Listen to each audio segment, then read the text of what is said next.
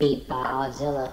For thy wounds do I now prophesy, which like dumb mouths do ope their ruby lips to beg the voice and utterance of my tongue. And sees a spirit raging for revenge, without thee by his side come hot from hell, shall in these confines with a monarch's voice cry havoc, and let slip the dogs of war.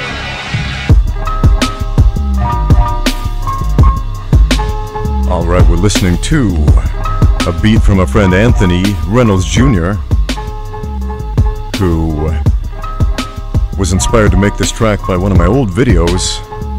It's a quote from The Tragedy of Julius Caesar by William Shakespeare.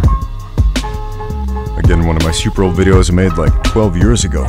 Welcome to another edition of Q&A with the Coach, where I will attempt to answer as many of your questions as you guys have sent in. I've got so many questions and I have not been able to answer them all.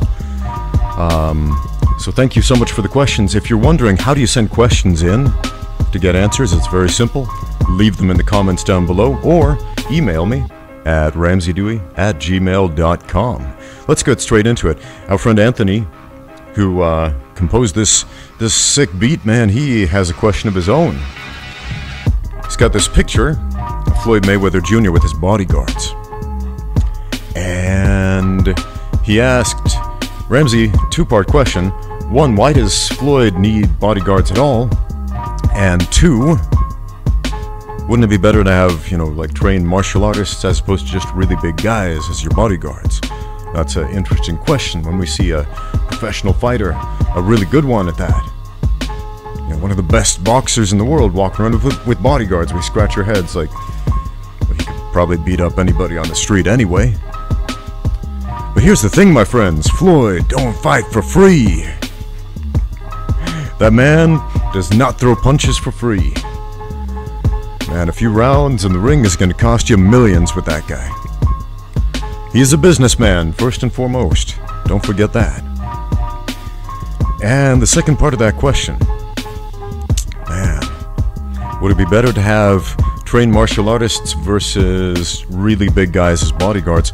Well, I have a good friend. I interviewed him on here on my channel. You can look up that video. It's called Interview with a Bodyguard. My friend Dave Williams, he's a big dude.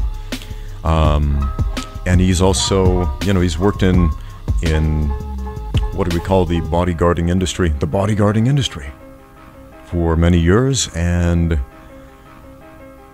the thing is, most of the time you're not actually fighting. Most of the time there's no physical confrontation going on. Kind of digging this, having the beat in the background.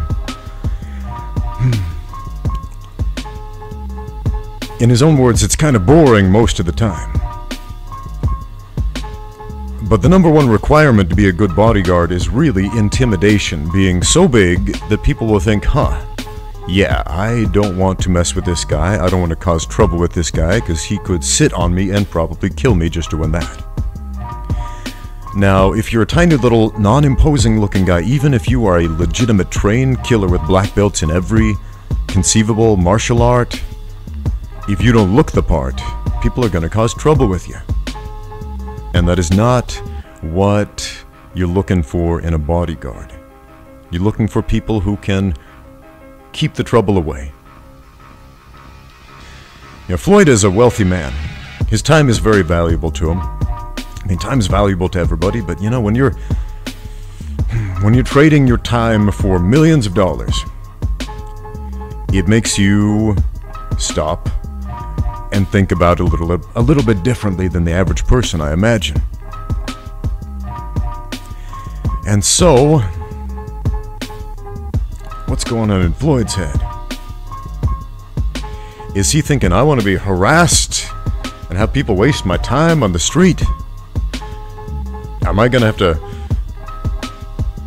defend myself when going from one appointment to the other? No. No, that man can't be bothered with that. So, what does he do? He hires these big dudes, like 5 times his size, to create a human wall around him. So that's intimidating, man. I don't care what martial art you know. If you have 5 dudes who weigh like 600 pounds following you around, you don't mess with that. That's my take on it.